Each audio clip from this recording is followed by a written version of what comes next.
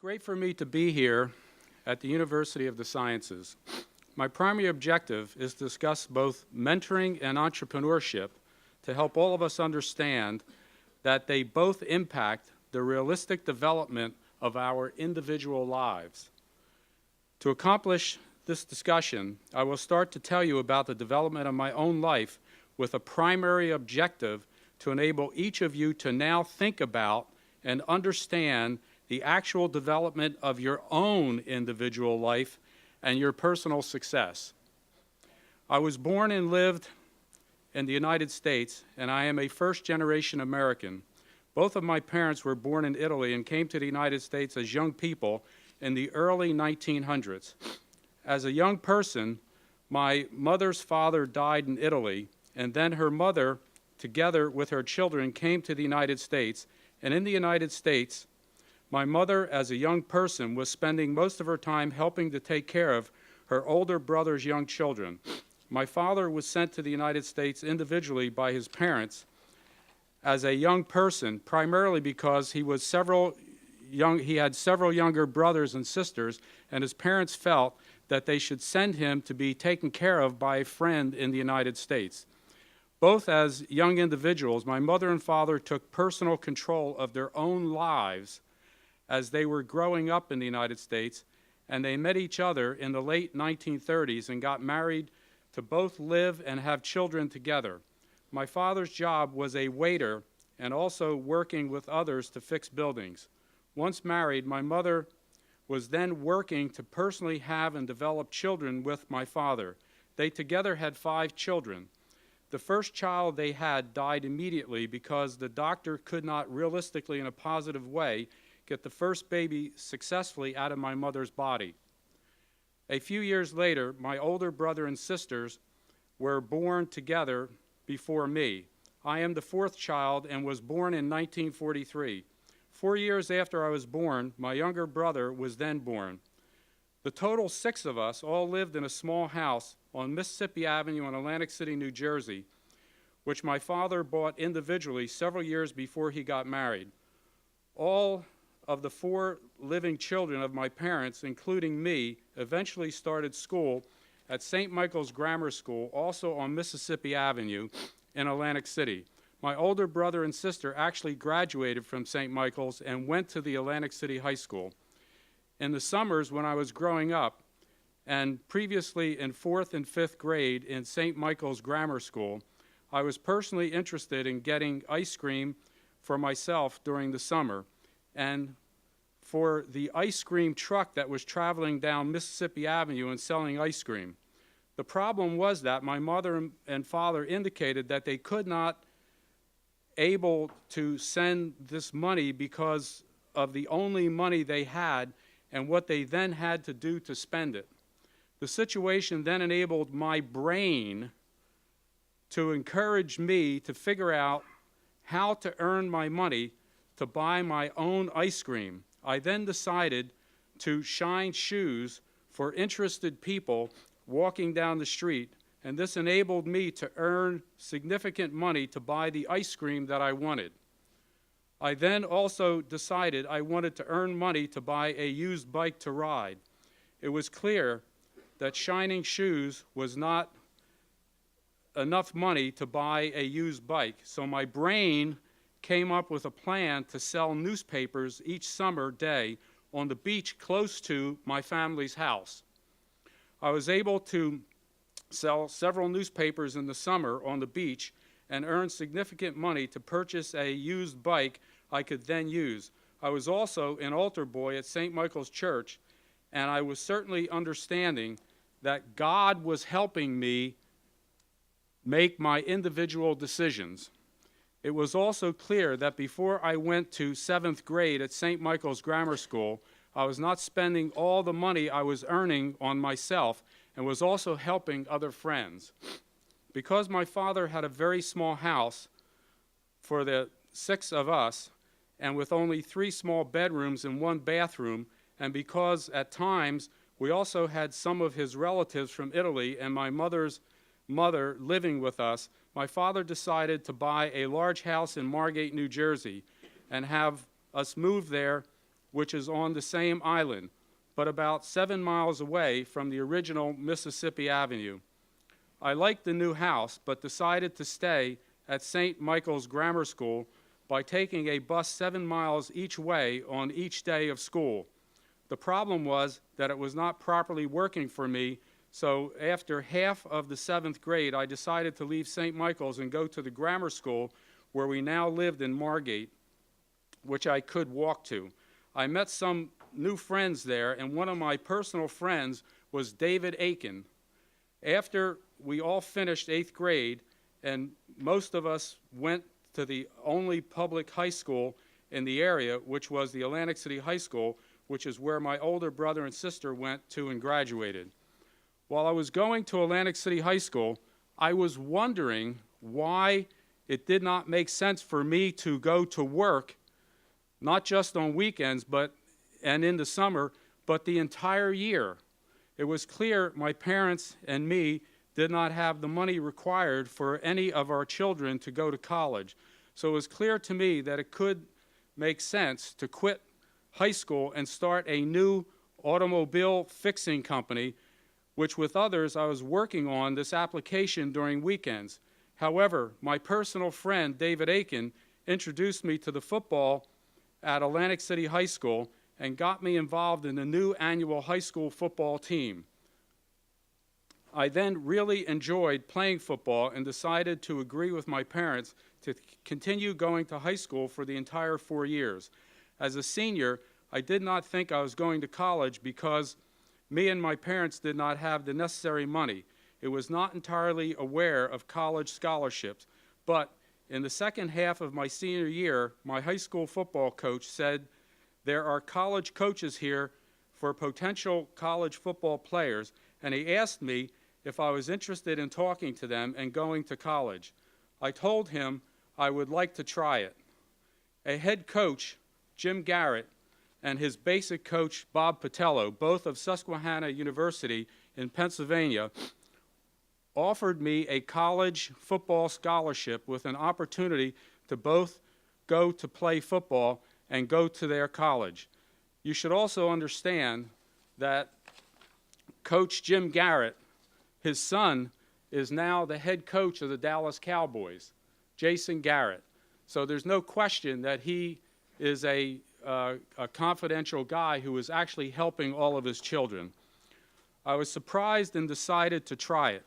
I went there as a freshman to Susquehanna University, played in each game that year, and which surprised me as a freshman. After the first semester, also with the football finished, there was a major storm in Atlantic City Island which damaged most of the boardwalk near the ocean. I decided to leave the second semester as a freshman in college and take a job in Atlantic City Island to help create the entire boardwalks. I was very happy about going to college, but still unhappy about not having any money at all, which is the reason I decided to go to work. I did know that I did have at the time the opportunity to go back to college with my scholarship and play football again, but I did understand I could not do this the same way each year. While I was working in the Atlantic City Island fixing the very damaged boardwalks, I was contacted by a 70-year-old gentleman by the name of Russell Baum, who had recently sold his successful company he had originally created himself. And he had purchased 3 great houses next to the boardwalk and close to the ocean. He walked out of one of his 3 houses and said to me that he was impressed with the work that I was doing, and he wanted me to also work on his 3 houses at the end of each day after I finished my daily boardwalk work. I decided to do it for him, and in doing so, we created a great connection with each other. He found out I was a college football player and wanted me to go to Army or Navy college and play football there. In reality, he realistically encouraged me to actually go back to college, and I decided to go back to Susquehanna and play football there.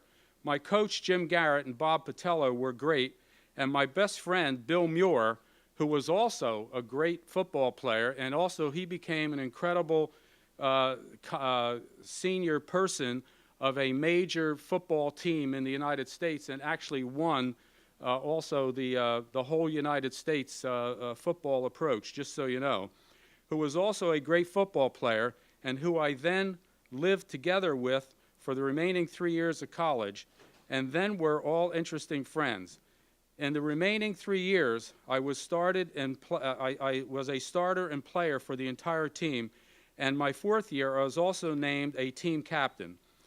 We were successful to have the same great coaches and a great football team each of the 4 years at Susquehanna University, and our football teams were also incredibly as winners with almost each team we played against for the entire 4 years.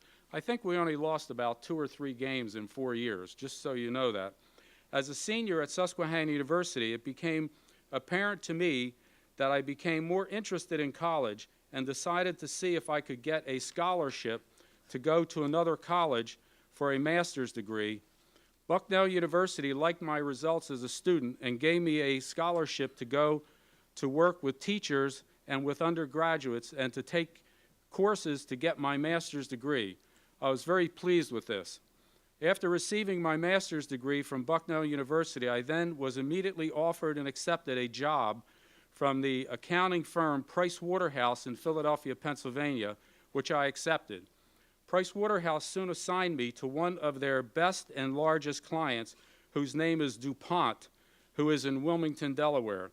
I was interested and very pleased with this assignment because it is a great company. However, after being there a few months, I was bored. And I was bored because the company was great and had no problems with their accounting, and I was only possible to see all their positive information as a regular basis. I went back to the Price Waterhouse assignment organization and indicated to them the company was great, but for me, the most exciting part of each day at DuPont was about with flipping money with each other Price Waterhouse individuals to see who of us would play for the coffee at 10 a.m. each day, because there were only no DuPont problems to work with. I asked them to assign me to troubled companies and new companies and that needed help. They agreed to do so and assigned me to several of them, including the new company, Lease Financing Corporation, that was very new company and had only about 4 employees. I had just received the results of my accounting exam and became a certified public accountant, and soon after that, Lease Financing Corporation offered me a job, which I accepted and thought this might have been an accounting job.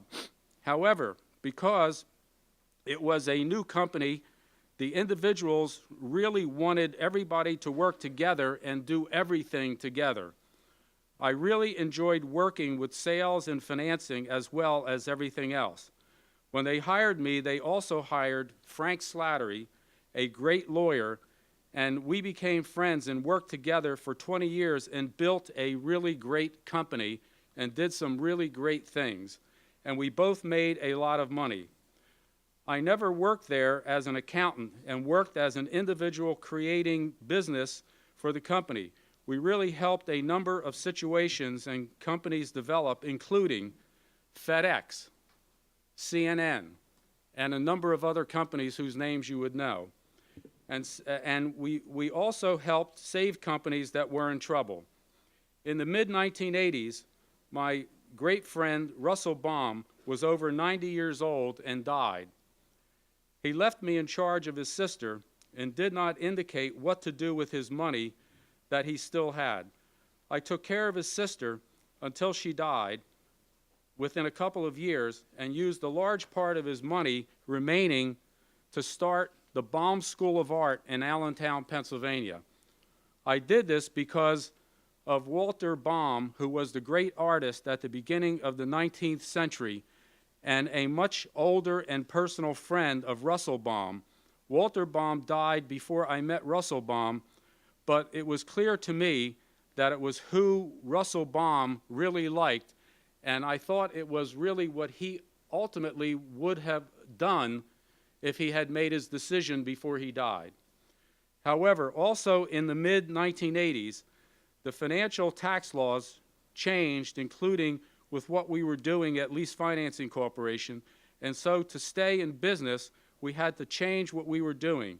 To change Lease Financing Corporation based on what we were originally doing, I decided to leave Lease Financing Corporation to start a medical company in 1989, which is now Integra Life Sciences Corporation, a public company. The primary reason I originally did this was because of the following. In 1986, while I was 43 years old, I decided to create the Uncommon Individual Foundation. It's called UIF.org, with the concept that every individual is an uncommon individual and needs to develop and take control of their own life. I created this with money I made at Lease Financing Corporation because I was concerned that if I did not do it at my age of 43 years old, then I might do what my friend Russell Baum did, which was to consider what he wanted to do, but he did not do it, and then, because much older, he died. Then I tried to do what I thought he wanted for me to do, which was to build the Baum School of Art in Allentown, Pennsylvania. I clearly also wanted to create the UIF.org to realistically understand about the development of my own life and what was enabling me to do what I was doing and what was helping me to be a happy person with what I was doing from a very young age until then. I was trying to focus on the development of my life from a young age, and I also wanted to then help others understand how to create their own lives in a positive way. In 1986, for the UIF, I hired Dr. John Crosby, who actually is here today, who was previously the head of the Radnor School District in Radnor, Pennsylvania, and which school was in the top 5 schools of the entire United States. We both came up with the word mentor and the concept of mentoring in 1986 to determine if this was what actually helped both of us develop both of our lives to get to where we then were in a positive way. After working with Dr. John Crosby and studying the concept of mentoring from 1986 to 1989, I decided to then do 2 things. First thing, I came to the conclusion that others helped me with natural mentoring, my entire life in a positive way, because I decided about this after several years of my personal development that I was concerned about my conclusion about this several years after it occurred. So I decided to start the medical company with Lease Financing Corporation to save lives of people, not just to make money, to save lives of people. And because I have no medical background, I then also wanted to see if mentoring would work to help me develop this company, which was what I thought perhaps mentoring then might have helped me in the past to be where I was in my entire life. I read in the newspaper that doctors could take parts from dead people and put them into patients who needed them. Because I had no medical background, I was wondering why the body could not create their own parts. Even though the medical profession did not think this was possible, I found a few medical people that felt that it could work. So I hired them to work with me in the new medical company which I started. Second thing, in the late 1988, I also decided to apply to go back to college and was accepted to where I applied to go to the London School of Economics to study, examine, and understand more about mentor and mentoring development and personal activity. At that time, Dr. John Crosby and I understood that none of this information was then active or realistically understood in the entire world. I wanted to study the true mentoring and with my study to develop the information and the results in a realistic way. Now, the primary reason about focusing on that type of mentoring, because the only mentoring that was being focused on at the time was structured mentoring for organizations. And it was, even though it might have been helping some people in a little way and what have you, it was really helping companies. And they were just top-down relationships. But that was not what was happening to me. It was really focusing on what was going on from when I was a young person, thinking that I wanted to make some money. So it was really my thought of engaging not just one mentor, but several mentors. So I called that really natural mentoring as opposed to structured mentoring. Dr. Keith Bradley, a professor at the London School of Economics, was interested in what I was trying to do and became my primary professor. I worked hard and finished my doctor's degree at the London School of Economics in 1990, and then came to the United States to enable Lease Financing Corporation to actively move forward with a new medical company. I started with them in 1989. The problem was that Lease Financing Corporation originally became in serious trouble in the late 1980s, and then also in 1990 and 1991, based on other new things that they were then trying to do, which I was not involved with because I was going to school. When in 1989 I had previously made a decision to originally start a medical company for Lease Financing Corporation, it was because I believed I was actively mentored by my entire life by both God and individuals. And by the way, that's another thing that you have to focus on, is that if you believe in God, there's no question that God is mentoring you as well, whether you understand that or not, who were helping me to do things in a positive way. I had no background and no real ability to achieve most of what I was doing in my entire life, but because natural mentoring, including mentors and mentoring activity, was helping me get done what I wanted. However, Lease Financing Corporation was concerned about things that they did not understand, including they did not want this medical company to continue with them. I told them it was critically important to continue because I found and obtained several individuals who agreed to work with me with this development to save the lives of a number of people who were dying, who were critically burned.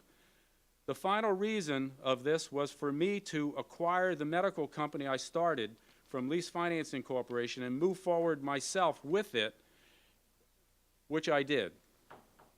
Then, in the medical company, what me and my associates were doing was to initiate technology with others believed had failed, to enable the skin, when burned on your body, to be entirely removed, then have the body recreate the new skin with our technology.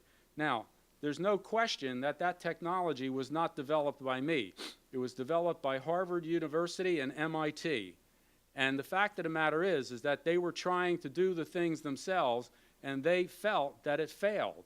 So they thought that their technology wasn't working. So I went there and asked them to have the technology, and they said, sure, you can have it. And that's because they thought it had failed.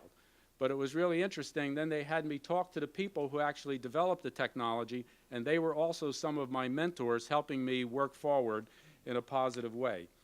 The medical profession did not think this was possible, but we thought it might work. We called what we were doing regenerative medicine to have people understand that we were enabling the body to create its own part, and this was a new activity. Most patients who were seriously burned would die because the body itself is unable to recreate the skin that needs to be removed from the body without a realistic medical application. I was able to get the correct mentors, including Ewing Kaufman, who started Kaufman Foundation. And by the way, it was Kaufman who had, with his company in Kansas, who had originally started to work with that technology, and then because he was so old, he turned it over to the people in there, and they didn't know what to do, and so that's the reason they thought that it had failed. And when I went there, actually, to actually, after I took the technology, went there to get the equipment. I didn't even know he was there, but he asked me to come in, and he says, "What are you doing?" And I said, "I want to make sure that I want to try to create this to have the human body recreate their own parts." He said, "You might be in the right place." There's no question he was a mentor to me. And we moved forward in a positive way. In 1986, we were then approved by the Food and Drug Administration to have the body create new skin where the burned skin was removed. We then started to save a number of lives of people who were burned, and we are still looking at this as well as many additional things with Integra Life Sciences, who also created additional new things as well.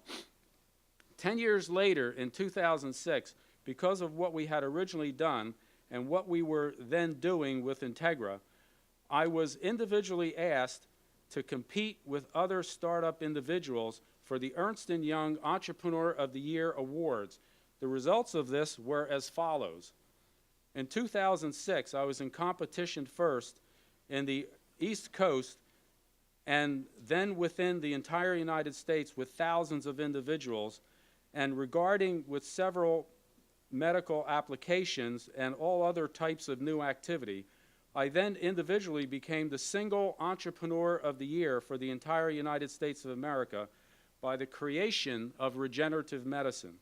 However, before starting the individual award competition, I had not previously focused on the definition of entrepreneur because I felt that entrepreneurs were just people who wanted to start companies and make lots of money.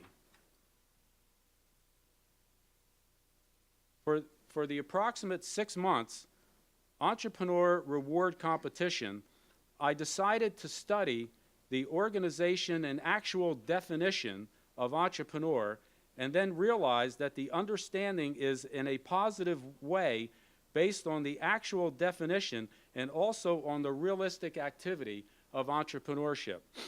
The definition of entrepreneur originated in France hundreds of years ago and was initiated by entreprendre, which is defined as an enterprise. The definition then was written in the 1800s in France, and the definition was, undertake an enterprise to become an entrepreneur. That's a primary definition of entrepreneurship. I was very happy with this definition because it did not indicate just to start a company and or to make money. So when I became the then entire Entrepreneur of the Year and had to give a speech to thousands of entrepreneurs, I said, to become an entrepreneur, you must undertake an enterprise.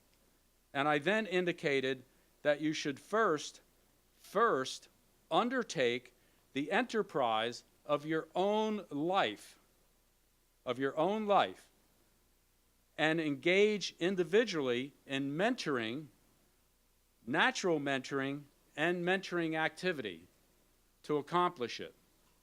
So there was no question that I then understood that mentoring enabled me to undertake the entrepreneur of my own life, and then have mentoring also help me become an entrepreneur.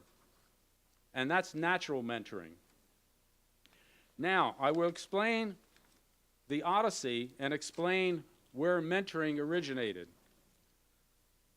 While at the London School of Economics, I discovered that the concept mentor originated in the Odyssey, which is a book. It's really one of the first books in the whole world. The Odyssey originated 2,000 years ago. In the Odyssey, the individual Odysseus had to go over to the Trojan War, and his new son was about a month old. He made a decision to have his family friend named Mentor to help take care of his son as he left. His son's name was Telemachus, as Odysseus went to the war himself. Because this was indicated as a top-down relationship, it is my opinion that then structured mentoring activity in the world considered this as the most type of mentoring activity, which is a top-down relationship and a one-to-one relationship for helping people. However, as I read the book in the Odyssey and the additional book, which is called Telemachus, it was clear to me that because his father had not returned home with no communication for about 20 years, that he was engaging others to help him, including the goddess Athena, his goddess, and several other individuals, including his mother. The goddess Athena several times put herself in the position of a body similar to this person mentor, and realistically also helped Telemachus obtain a boat to try to find his father. When Telemachus came back home, he found out his father was also returned to his island 20 years after he left. And when he met him, they agreed to work together and get rid of the people who were with Odysseus' waiting wife. There were several people trying to take his wife and living with her for years and years. There is no question that Telemachus was involved in three types of mentoring. And by the way, I created the second and third types of mentoring. The first type of mentoring was the top-down relationship, which is what most people thought mentoring was all about. The second type of mentoring is what I created and call an open system, where he was then activating the mentoring with several mentors and mentoring activity. So he was engaging multiple mentoring in a realistic way, in a positive way, as opposed to something that was structured. And then the third category, which I created, is called collaborative system, where he was then dealing with individuals, including his father, who were mentoring him, and he was mentoring them. So it was really a back and forth. So these become back and forth relationships often as well. Because of this, it was clear to me that mentoring open system was then critically important for me in my entire life to initiate integral life sciences. So with this understanding in the 1990s, I made the decision to then take and move forward with integral life sciences myself. In 2006, I came up with a quote which, in my judgment, can enable each of you to create and develop your individual personal happiness. This includes mentoring and entrepreneurship. Now, the reason I gave this a quote, did you show the three types of mentoring? Okay, because I couldn't see that behind me. Okay, so the reason I did this as a quote is because also another thing that was helping me as being mentored were quotes from people hundreds of years ago who don't exist. They died, et cetera, but then I was reading their quotes, and there's no question that they were things that were also helping my brain in a positive way. So I was thinking that I should try and come up with a quote to focus on mentoring and entrepreneurship. And so this is what I came up with. Undertake the enterprise of your own life to become an entrepreneur. To be an entrepreneur, you create your own life development enterprise to properly develop your brain and your self-defined dreams. This enables you to also create a positive attitude and to define personal objectives. To pursue your personal success, you activate and engage natural mentoring, structured mentoring, and mentoring activities, which includes mentoring from your religious or spiritual belief, and information and influence from individuals who are either alive or not alive and whom you never met. As your life progresses, your dreams develop and often change. You continue to engage mentoring and use your entrepreneurial spirit to activate your personal success. That's the primary objective to start with, is moving forward for your personal success to become an entrepreneur. You then ultimately understand as a true entrepreneur that your individual personal success is in reality your continuous self-determined personal happiness. And that's the primary quote that I came up with, to focus on the fact that mentoring is critically important to become an entrepreneur, because you're really getting a lot of information from a lot of other people. And it's natural mentoring as well as the 3 categories of mentoring that also help you. So that's my speech.